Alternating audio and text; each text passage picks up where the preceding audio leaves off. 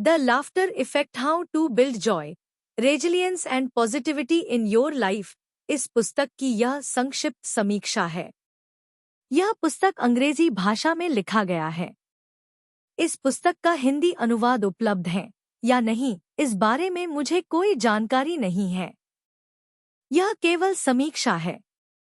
समीक्षक पुस्तक पर किसी प्रकार के कॉपीराइट का दावा नहीं करता है। कॉपीराइट लेखक प्रकाशक के पास है। इस समीक्षा में किए हुए पुस्तक के उल्लेख और पुस्तक में दिए हुए विषयों की चर्चा का हेतु केवल शिक्षा या मनोरंजन है। यह पुस्तक रोस बेनमोशे द्वारा लिखी और नीरो प्रकाशन द्वारा प्रकाशित की गई है। इस पुस्तक की लेखिका रोस बेनमोशे एक स्वास्थ्य विशेषज्ञ हैं। लेखिका एक अकादमिक शोधकर्ता है और हंसी की सकारात्मकता और लचीलेपन में विशेषज्ञ हैं।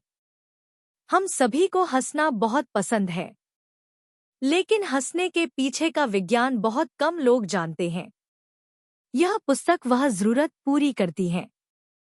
लेकिन ध्यान में लीजिए, यह कोई चुटकुलों की किताब नहीं है।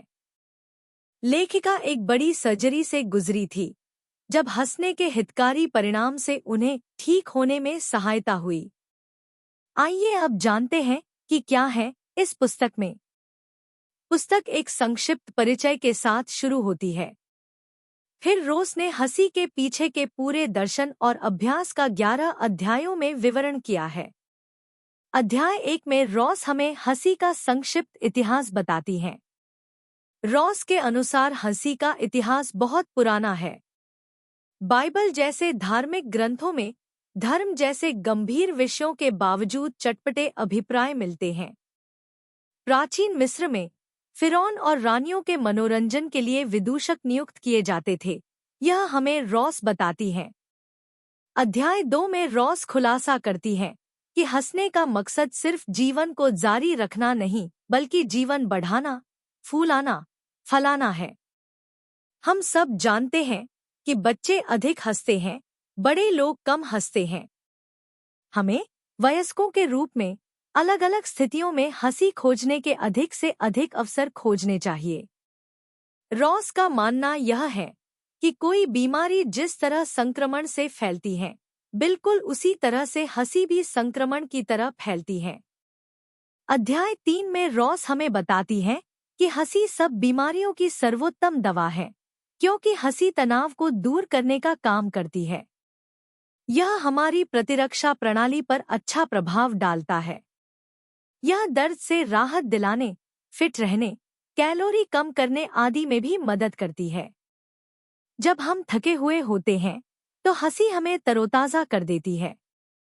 हंसी के बारे में इतना सब जानने के बाद अध्याय 4 में रॉस हमें एक नई संकल्पना के बारे में बताती है, जिसका नाम है हास्य योग।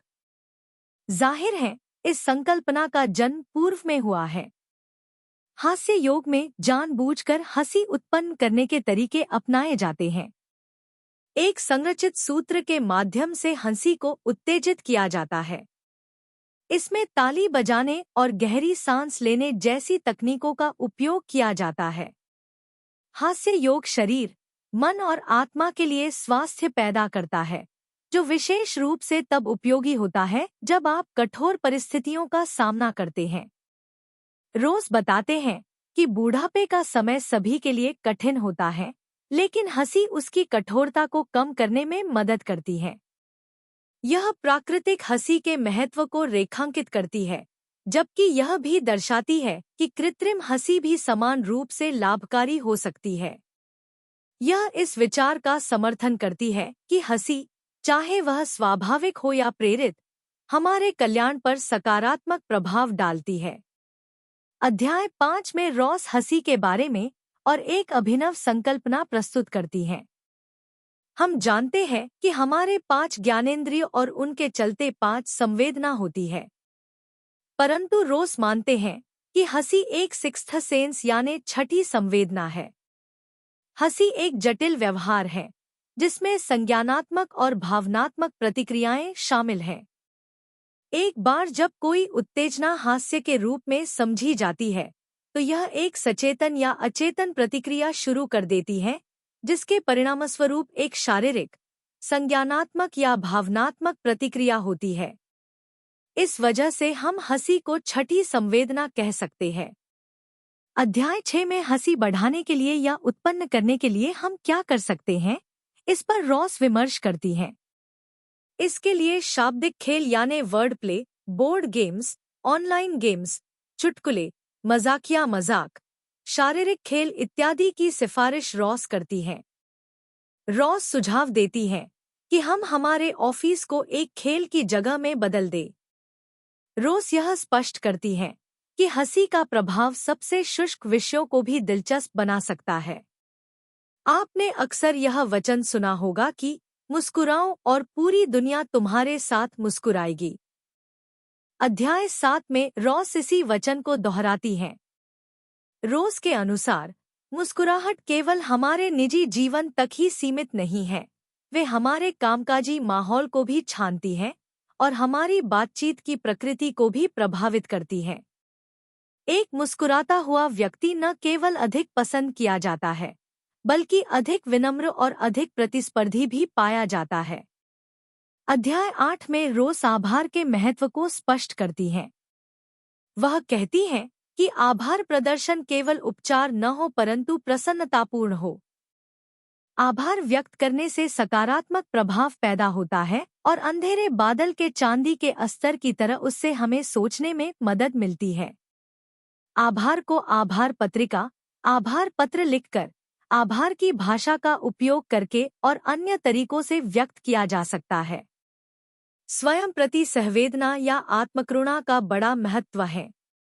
रॉस अध्याय 9 में बताते हैं कि मुस्कुराहट के साथ आत्मकरुणा कई तरह के स्वास्थ्य लाभों से जुड़ी है, जिसमें सकारात्मकता, आशावाद, खुशी का उच्च स्तर और चिंता और अवसाद का निम्न स्तर शामिल है।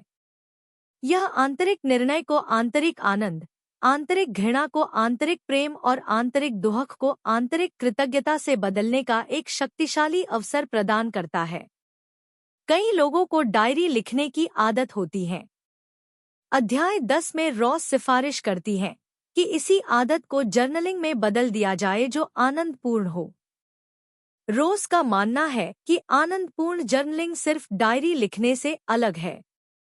यह लिखित शब्द में हंसी के प्रभाव को एकीकृत करता है, जो हास्य, हंसी और हल्केपन की ओर तंत्रिका मार्गों को मजबूत करने का एक और साधन प्रदान करता है।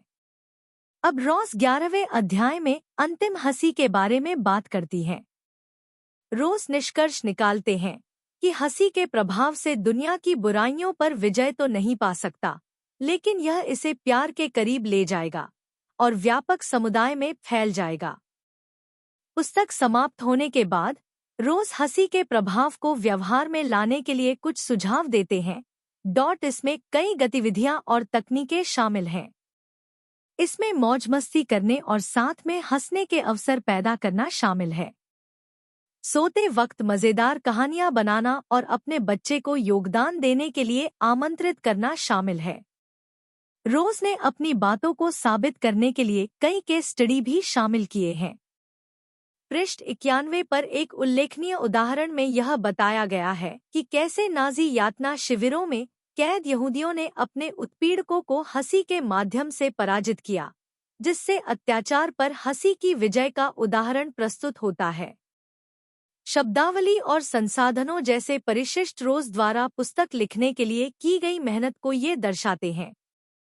हंसी के विभिन्न पहलुओं जानने और अपना जीवन अधिक आनंदपूर्ण करने के लिए यह पुस्तक बेशक पढ़ने लायक और अपने संग्रह में शामिल करने योग्य है।